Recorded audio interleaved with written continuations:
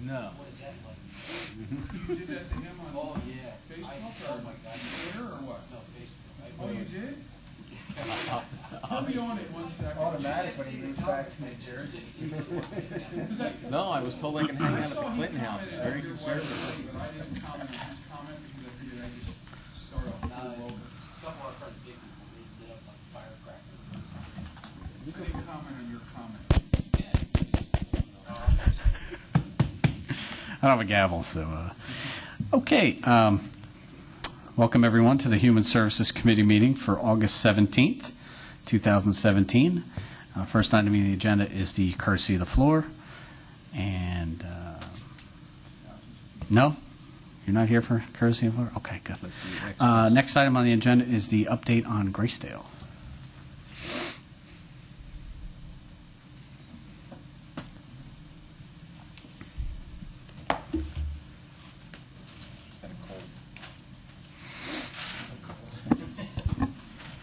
I'm not touching it.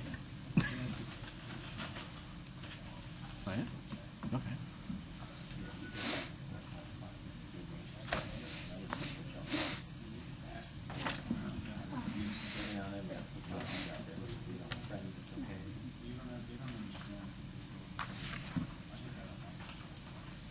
Thank you very much.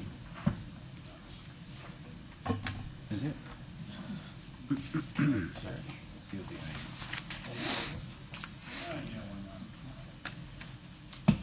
What we got here?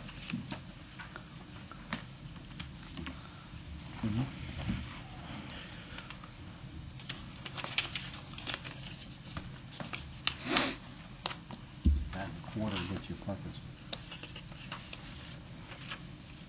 That and a quarter will get you parking spot.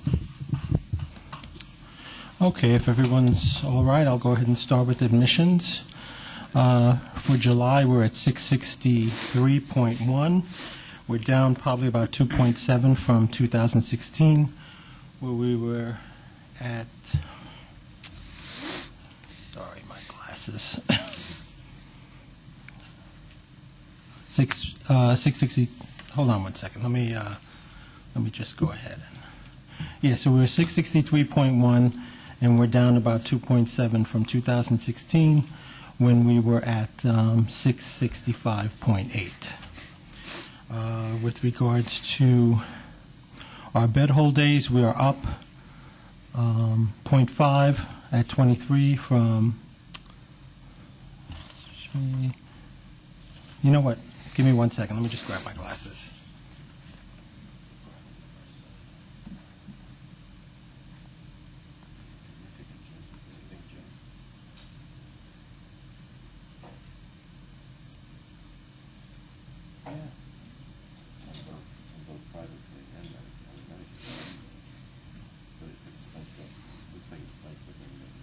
Okay, that's better.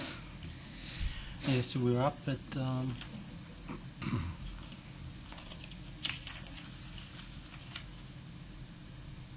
at 5 from 50, excuse me, we are down 50 from 73 at that point in our bed hold days. We are up in our Medicaid bed hold days, about 97 from 2016. Medicare, we are down 0.5. Medicaid, we are down approximately 10. Other insurance up 5. Medicaid pending up 3. And the specialty unit, we are up 3.6 from 2016. Total referrals, our time is 0.08, so we're down about 4 minutes in response time. And we're down about 3% in our referral rate conversion percentage of referrals to admissions, 34%. Any other questions before we go into finance? Ray, can I ask you a question? Sure. The bed hold days for private pay and Medicare. No, it would be private pay and Medicaid. Medicaid. Yeah. Let's just take the private pay. So we're 23 now, and in July of last year we're at 73. What is that an indication of? Is that something? Is that knowledge that we can use? I mean, I understand what it is, but is like I would always think in my head that the more bed hold days for private pay was a good thing, meaning that people were out and they wanted to make sure that they hold their bed Right. to get it back. So that was like a good thing financially, and it was also a good thing as a testimony to their desire to come back into Graysdale, in particular that bed. So, how do you read that? What does that mean to you? Well, what it means to I me... mean, I understand what it means, dollar and cents, but what does it tell you about the management of Graysdale? Well, I don't think it's so much the management of Graysdale. What we're really looking at is when you have individuals who are saying, I don't have as much money as I might have had last year to be able to hold the bed, so I'm going to take a chance and not hold the bed and then come back to the facility. So it's mainly a financial reason, for individuals. It's, things are changing and things are more expensive, so people may not have that luxury of holding that bed on a private pay basis. So there's no pattern to this that we can, it's a randomness of the ability of people to pay, and it's not something that we could use as a predictor of the performance of Graysdale. Is that correct? Correct. I mean, I remember, in my experience many years of being in a nursing home, many years ago people would hold the bed, but then you see trends changing when they're saying, you know what, I'd rather use that money for something else and take the chance that I'll get the bed back. Mm-hmm. They just don't have that kind of money anymore with the increasing cost of health care. So they have to make choices. Okay, thank you. Sure. Any other questions with regards to admissions? Okay, if you don't mind, I'll move on to finance. With regard to finance, our cost per resident per patient day has gone down about $30 from 2016. It's about the same year-to-date cost per resident day, and we've gone down 12 days from 2016 in our receivables, which we're working on. We're looking at a goal of about 50 days as opposed to 107 days, and that's ongoing with the finance department and also with Premier. And we didn't have any comparison of case mix index because we didn't measure that last year, but we continue to be at 0.91, doing our best to get to 0.92.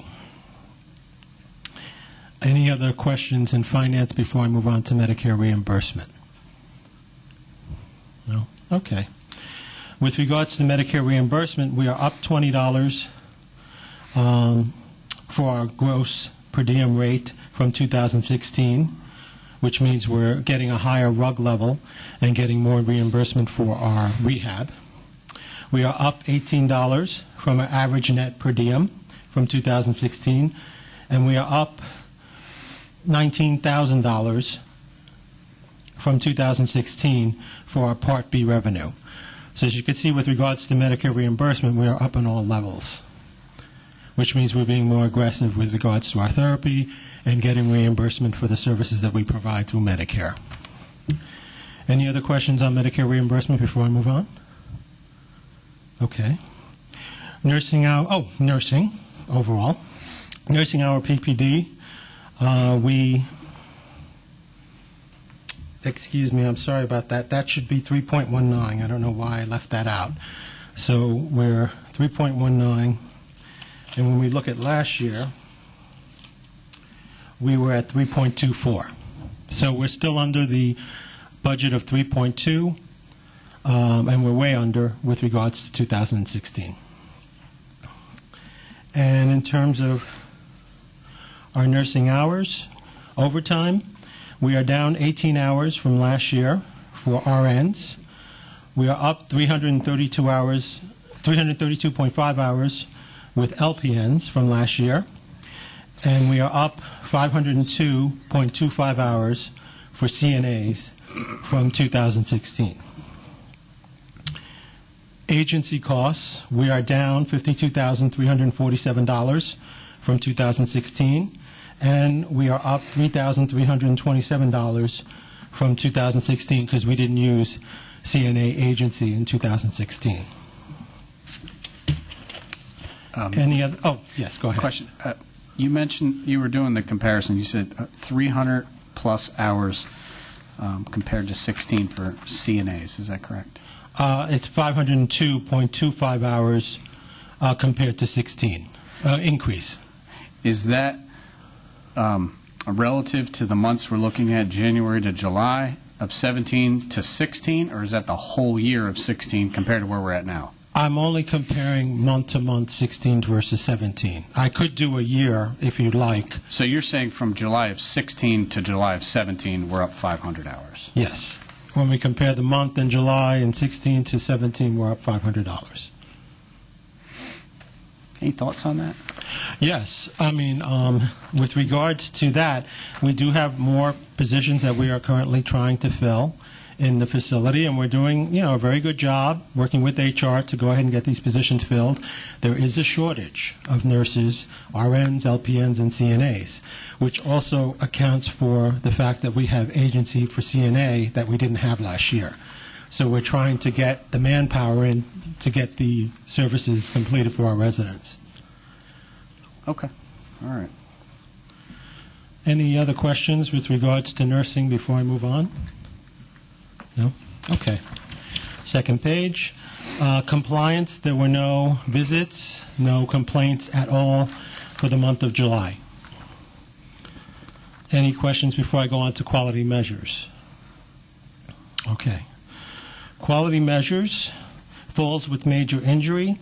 We went up slightly from June to July, but we're still down from 2016, 1.7% from this time last year. Pain short term, we've decreased from 16.7 to 12.3, but we're still slightly up 0.2% from 2016. Pain long term, we're slightly up from 9.3 in June to 10.2 in July of 17, but we are down 4.4% from July of 16. Restraints, we are at the same mark, but we are down 0.1% from July of 2016. Decline in ADLs, we have gone down from 21.1 to 19.5 from June to July of 17, but we are up from 1.4% from July of 2016. Weight loss, we are up 0.1% from June to July 2017, but we're down 1.7% from 2016. Antipsychotic medication utilization, we are down from June to July of 17 from 24.1 to 23.8, and we are down 2.8% from July of 2016.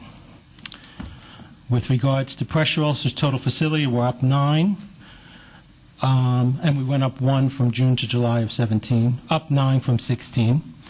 We're up 8 from June to July of 17, but we're up 14 from 2016 on our facility acquired.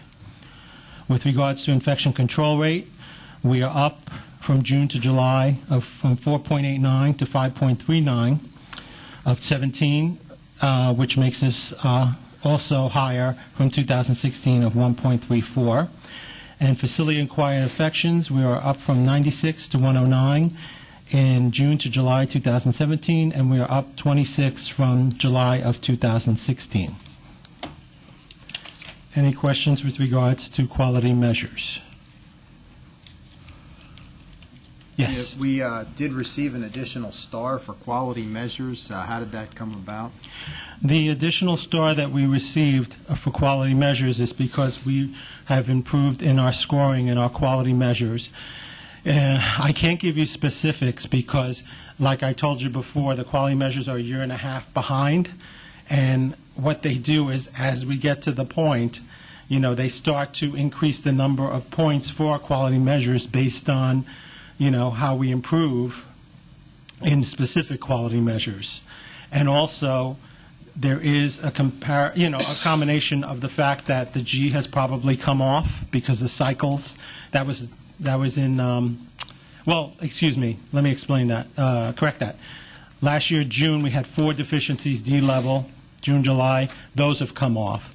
The G is about to come off because it'll come off in about September, so it'll be about a year in September. But we think the major thing is that the quality measures have improved to the point where we've gone up to 2 stars as a result. I think we had a total points of 740 in our quality measures, and we went to 880, and that brought us up to the 2 stars, which brought us up 2 overall. Any other question? Yes. How are we notified? Is this on Medicare.gov? Is that how you're notified? Right.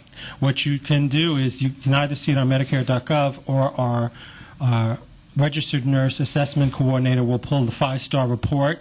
She usually pulls it monthly, and we'll see if the star rating has changed. We don't get an advance notification. As a matter of fact, she happened to get it, and we were surprised. We're like, wow, we went up to 2 stars. Mm-hmm. So, and that's, of course, when we notified everyone. What raised my eyebrow was we got the email from Allison. I thought we would have got it from you. Or it seemed like she was telling you that our quality ratings went up. That's how it appeared to me. And I was like, I would have thought, Premier would have been the one telling us that. Well, actually, Premier was the one who told us that, and then I let Allison know. And then she sent out an email to everyone. It was actually Sherry Hoffman, who was our clinic coordinator. She's the one who let us know that we went up 1 star, and then we verified it. That makes sense. Okay. Yeah. Mm-hmm. Yes? If I may, Mr. Chairman. Just real quick, the medication utilization, is that number based on the number of patients that are utilizing that medication, or is that based on the total amount of medication being distributed? It is based on the number of people. Hold on 1 second. Yeah, it's the number of people on antipsychotic medications. So 23.8% of the total resident base is currently using some kind of antipsychotic medication? Correct. Okay, thank you. Sure. Any other questions on that before I move on? No? Okay. All right. Under satisfaction survey, we are at 4.0 from 3.85. 3.85 in June of 2017. We moved up to 4.07. We're still above the benchmark of 3. And as of 2016, of this time in July, we went up 0.18%. Any other questions on satisfaction survey before I move on to human resources nursing? Okay. In human resources nursing, I haven't been able to get the IFMLA, FMLA information as of yet, but in terms of call-outs, we have decreased from 151 in June of 17 to 131 in July of 17, but we're down 45 call-outs if you looked at July of 16 versus July of 17. Then with regards to turnover rate, our RN turnover rate increased from 2.5 to 5.3% from June to July 2017, but it's also up 1.7% for July of 16 versus 17. LPN dropped from 4.2% to 3.5% in June to July of 2017, but it also dropped 0.4% from July of 16 to July of 17. And CNA increased slightly from 2.4% to 3.0% from June to July 17, but it's down 2% from July 16 versus 17. Any other questions on that before I move to CMS star rating? And of course, star rating, we are overall at 2, regulatory compliance at 2, staffing at 3, quality measures at 2. If you compare that to 2016, we were, of course, at 4 overall, 5 on our regulatory compliance, 3 on our staffing, and 1 on quality. Any other questions? Well, Yes. You mentioned earlier that the G rating was going to fall off at the year. Does that affect regulatory compliance and quality measures? It won't affect quality measures. It will affect regulatory compliance, but keep in mind that the only thing that can increase us another star is either, actually it's the only thing that can increase us is if our staffing went up. If our staffing went to 4 stars, then we could bump up overall to 3. But as it stands now, we have to wait for the next annual survey in conjunction with any complaint service, which we haven't had and hope we don't have, to see where we're going to be at in terms of regulatory compliance. yeah, and maybe I'm not using the right terminology, but when I say that the G rating will fall off, I mean, even after a year, and maybe even, I understood it even to the following year, that rating is going to age off, but it'll still be impacting us into 2018. Yes, because the only, I call them like get out of jail free cards, are your quality measures going up that one where we got it bumped up to 1, or staffing. Anything else, you would have to wait until you have the next survey to find out, even if it comes off, what you're going to be. Right. But I mean, and I hope I'm not belaboring this, but I just want to understand it. Even if we have our next compliance survey, we will, on that survey, the negative impact of that G rating would still be present. At the point around, well, whenever they come, because they can come at any time, you know, they've come generally January to February, but that doesn't mean they're going to come that time again. By that time, it probably would have already been in the third cycle where it's almost off. Okay. Yeah, and then it'll be based on whatever we get at the time of the next survey. And then that's how they'll base the increased star rating. So I know Let's it's, call them up. Let's get them down here in October. One couple of actually bigger picture questions. I looked at the Q2 financials, and at the end of Q2 this year, the operating surplus was $1.54 million, which is good, but then last year at the same time it was $1.96 million, so there's a difference there of $400,000. Anything you can tell us about where we are financially at this point versus the budget for this year? well, I mean, you know, honestly, at this point, it's hard to say. I know that what probably would have affected us is the beginning of the year when the admissions were down, and that's probably why we have, it was about 400,000 less, Yeah. because that was a, you know, we were down about 20 beds, almost 30. So that's what I think, where we have to play catch-up for the rest of the year to get back where we want to be. Okay. And then the other question, again, is also a big picture. There are changes to Medicaid reimbursement going on that are being rolled out across the state, and the western part of the state has already begun. Have you prepared for that, you know, when those changes are made? I think will be, what, next year or the year after? Is that something you've... Probably next year and the year after. I think you're talking about Community Health Choices, Correct. or CHC. But also we have to keep in mind is we may not be affected by that because the majority of our population, 80%, is Medicaid and long-term. And so they will already be where they're supposed to be. We're looking at anybody coming in new. We might see a decrease slightly in our short-term rehab, which means we have to be more aggressive with getting more of those residents, because that could be which could potentially affect us. But if they are sicker and going home is not an option, we still have the possibility of getting those referrals. Have you had any feedback from the western part of the state? Oh, yeah, well, how that's going? Premier is primarily in the western part of the state, so they're feeling it now. I mean, there is some issues with your higher, larger short-term rehab units who really depend on that as their primary source of income, who have started to see something, but it's not like a drastic change. It's not like, you know, it's immediate or anything like that. It's going to be a while. And, you know, I mean, the reality of it is they want to make sure that the person who comes into the nursing home truly is sick, truly needs to be there, truly needs the care. So, you know, they're just looking at anyone who could potentially go home does go home. But there's a lot of factors involved. I mean, you can go home, and let's say, you know, you had, God forbid, a broken hip, and you go home, and they go, oh, we're going to do therapy at home, and you fall. Well, guess what? Now you're going to be back into the nursing home because now it's become too much for you to be at home, too dangerous. So there's always that to consider, and they have to be really careful about the type of discharge plan you have.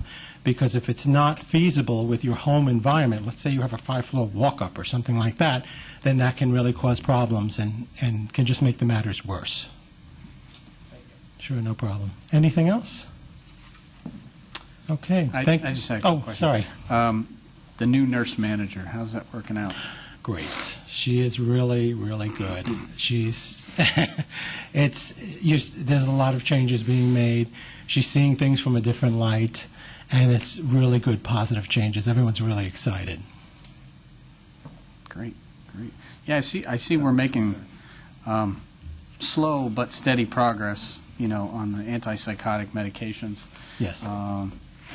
Any thoughts on that? Yes, actually, Dr. Halumzer has already instituted his protocol, and we already have the psychiatrist on board. I could tell you because I was involved in a family meeting without giving names or anything like that. But the psychiatrist kept saying, it was a situation where this individual needed an increase because the delusional and his entire history had not had any type of management. And he kept saying, we don't advocate this, but in this situation, this is the thing. And that seemed to be the prevalent message. We don't want to go that route unless we've tried everything else. And in this situation, we tried everything else. Okay, great. So that's kind of like in the back of everyone's mind, Yeah, prescribing-wise. it's planted. The seed is planted. Yeah. Avoid the overuse of it. Mm-hmm. And he's got ongoing education going on. It's not just, I'm putting this protocol. It's being monitored every month and being followed up. We're also working in conjunction with the Kendall Outreach Program for the residents with dementia, to ensure that they're not being given antipsychotic medication, which can cause, fatalities. There's a lot of studies to show that. Any other questions? Yeah, I may have missed it, but did we get this in an email beforehand? No, you didn't, and that was my fault. Okay. Because I'm the kind of guy that likes to look at the numbers, and I'm not fast enough to follow it here. So I got to have it beforehand. Absolutely. Okay, thanks. Anything else? Okay, thank you very much. Thank you. Okay. Moving along to the next item, an update from Allison on the department. Good afternoon, Council.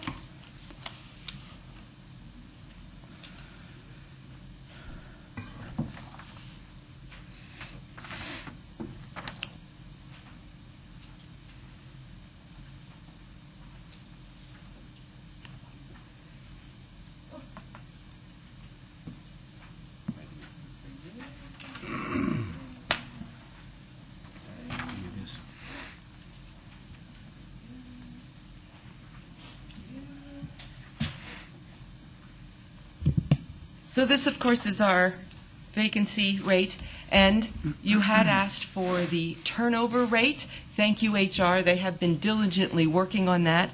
I almost had it for you. They found a data integrity issue, so I don't have it for you, but that's in the works.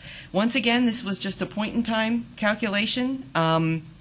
There's always movement and changes. As a matter of fact, in aging, we just had two people provide notice of retiring. So we're always changing, we're always hiring, we're always moving around. We're making sure that we're doing everything properly. And I just want to officially say that, the administration has not said don't hire. The administration has always been very supportive of human services. So we are continuing to hire, and we are continuing to do what we need to do. So that's that. I have a question. Yes. What's the date of this? The date is the 14th of August, 2017. So, you don't have a vacancy in mental health for the director?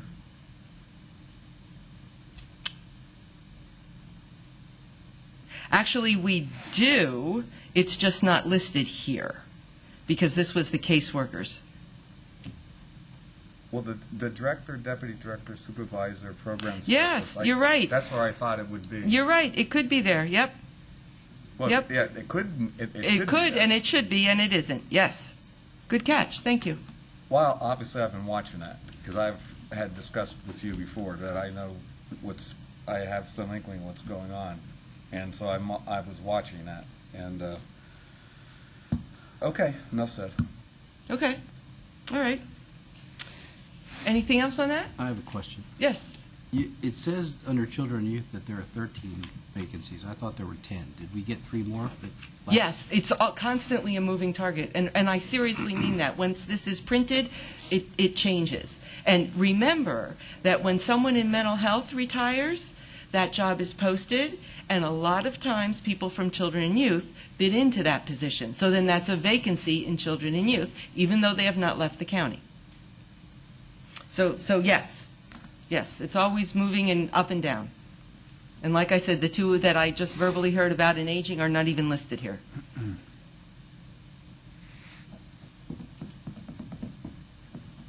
So just constantly moving. It's 81% of the vacancies are from children and youth. Mm-hmm. And that's been standard. That's been typical. You've seen this report. Has that come up in discussions with the administration to see if they could do anything to facilitate that? Absolutely. In fact, we talk about our hiring practices. We talk about our retention practices.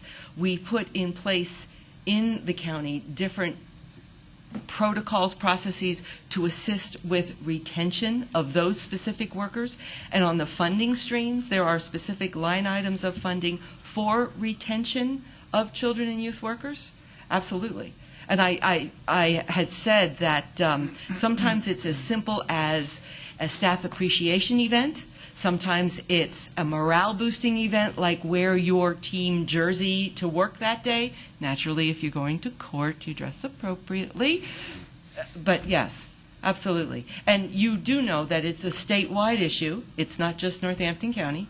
But that does not mean that we're not paying attention to it.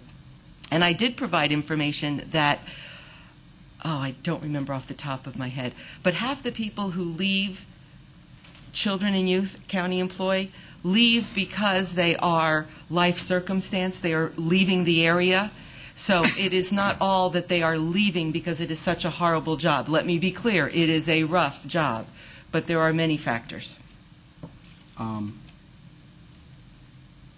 Okay, I don't know if the council has any indication of what's being done to make it better to bring more people into children and youth. I know there's a bipartisan effort that letters, Mr. Hayden and I Mr. Phillips and I have sent letters to the senators and to the congressmen, and we've gotten a response back from that. Have you done that? Have you had any feedback on changing things to make sure these people aren't overloaded?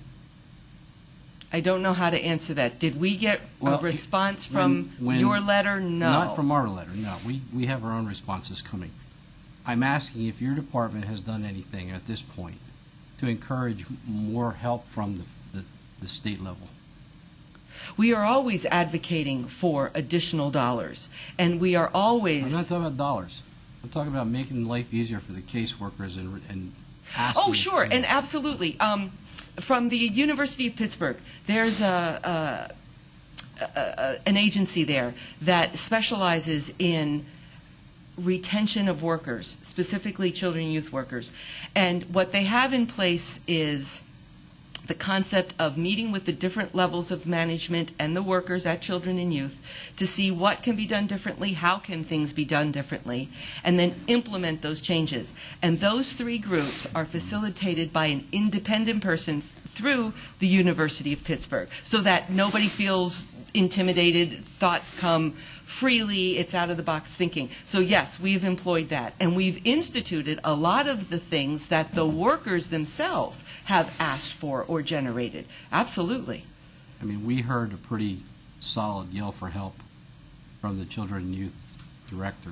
It was and he's part of that. It was and wide open. He's part of that. He's correcting, and he's... But part of that had to do with forms and regulations that are being it's an encumbrance upon these people. Exactly, yes. So the question is, have you talked to anybody at a state level, or has anyone from the administration decided to take it on and say, look, this is part of, we should join with other counties maybe? Yes, we have. I am affiliated with PASHA, which is the Pennsylvania Association of Human Service Administrators, and this topic has come up many times. And of course, that's a coalition of all county human service administrators, so it's a unified voice. And the concept of the forms and the paperwork is always an ongoing target and always an ongoing topic. What we have to do, though, is work with the legislative demands and the regulatory demands, because we can't just say, don't do this form, because there's a regulatory requirement for it. So yes, we are working, and those dialogues are ongoing. It is not something that we just say, yes, we're working on it. There is. Then I think that it would be fair to say that you should be in touch with Bob Freeman and Congressman Cartwright, a few others, and Charlie Dent, because they've already indicated that they want to talk to the county and see if they can help. Oh, wonderful. Appreciate support. Because that's that's where you're going to get your legislative change. It's Mhm. not at other levels. These guys, the ones that make the laws, we have to push them. And this is also something that is brought up at the legislative breakfast as well. Absolutely. Well, we get a lot of lip service about people doing things. We got a positive response back from Freeman and a few other people that said, outline what you would like. Tell us what you need. That's very specific. It wasn't just in general terms. It was say, tell us what will help. Good. Thank So you. We're going to be talking to you and Mr. Dolan to get some ideas. And the whole gist of this is the burden that has been put on us from the Sandusky disaster, and the reaction to that, the burden that has placed on our county welfare, family and youth, might actually be, and I'm not in the expert on this, but it seems like it might be even counter to the overall effort. In other words, they're all put out there with good intentions, but they're swamping. They may be, swamping down. I'm trying not to talk in definitive terms, but it may be that it's swamping the process so much that it's taken the important people away from the work that they should be doing in regards to administrative burdens. And that's really the meat of what we would want to talk to, so that we can see if we can get some legislative help, or at least get these folks understanding. There's one thing, those legislative breakfasts are good, but I mean, I do think this needs like a really pinpoint discussion with folks. So stand by. We're going to be, and believe me, I do come down and talk to you guys, but if I come in once every 6 months or once every year, I don't think that's burdensome for you guys to talk to us. So you will be talking to Bob and I in the near future. Yeah, Kevin, if I may, Kevin made it quite clear a number of weeks ago that he was in trouble, and I don't think we should let that fall on deaf ears. I think we at least have to make an effort to help him, and I don't think going to a breakfast or anything is going to. I think what we need to do is start chasing people down. Yeah. Well, not the last thing I'll say on that. Not to negate the benefit of legislative breakfast. I do think that is pretty powerful, and it does good. And we sat next to Mario Scavello. I did personally, last time, and I knew that he got a lot of stuff, so that was good. I mean, I don't mean to negate that, but I think we need to go a little bit further on that. And Bob and I are willing to carry that torch. Okay. Well, I'm going to stay on children and youth. Mm-hmm. You folks remember the federal review, the Child and Family Services Right. Review? Mm-hmm. We had our exit conference regarding that federal review, the statewide federal review. We can be so pleased and so proud of our children and youth people. We have done well. Now, let me just give you some overall information. There were 7 counties that were picked for the review. Northampton was one of them. Let me just say that on a number of items, Northampton County Children, Youth, and Families received 100% compliance. 100% compliance. So, things like timeliness of initiating investigations of reports and maltreatment, and of child maltreatment.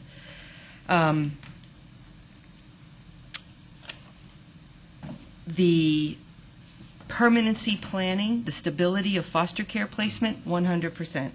Now, let me just say that regarding permanency planning, some of the things that was said about our wonderful children and youth workers were: Northampton County's pre- and post-adoptive services evaluations were spot on.